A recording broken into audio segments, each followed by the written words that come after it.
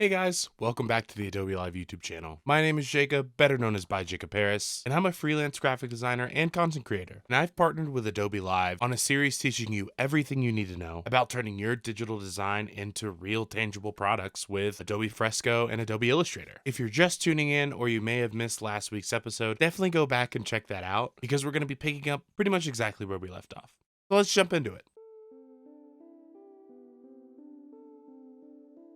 So in the last episode, we talked about establishing the subject that we're working on, as well as getting an idea of what we want our design to be based around and what we want to be creating. So now what? Well, we could just immediately hop into sketching, but just like you're not going to take a test that you don't know the subject on, you can't really design a character without understanding the basis of the character that we're designing. This is where building out reference boards can be really useful. With my style of art, I tend to rely heavily on things in real life. If I'm drawing a jar of pickles, ice cream, a book, any of these things, I need to understand how they're shaped in the real world and how I can translate them to my style. And sure, we could Google up some reference and take a good amount of time researching and finding just the right angle for the reference of what we're trying to draw. But I have a better idea. I thought it would be a good idea to go to my local Italian store and grab some produce for some inspiration. I sometimes like to use this method for all different types of items if I'm just not feeling inspired or can't find the exact thing I'm looking for online, and you get to support a local business in the process. The fun part about this is there's some things that just provide inspiration or look fun to draw that I really didn't even plan on picking up. But I found a great collection of mushrooms featuring a surprise cameo for my wife. I even found some packaging that had its own mushroom character on it. It was really cute.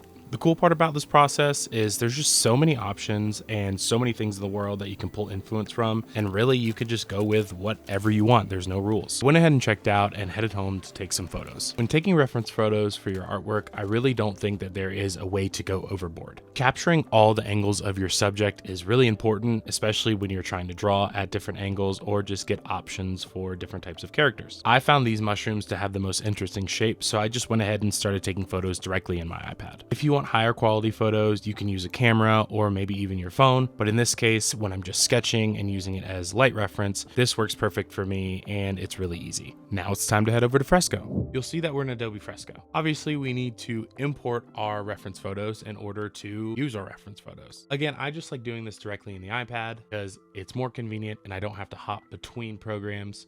But if you prefer formatting in Illustrator and importing into Fresco, that is also an option. All I'm going to do is start by going over and clicking on my photos panel and just directly importing. I'm going to go ahead and resize them for our artboard, and let's go ahead and import a few more. Another thing you can do if you want to organize your artboard a little bit more is you can go down to these three dots, click select multiple, and just click on all those layers and just merge the selected. This just makes your artboard a little bit cleaner, and if you want to click on the free transform tool and scale and size however you'd like, just makes it a little bit easier. Now let's do this for the other photos.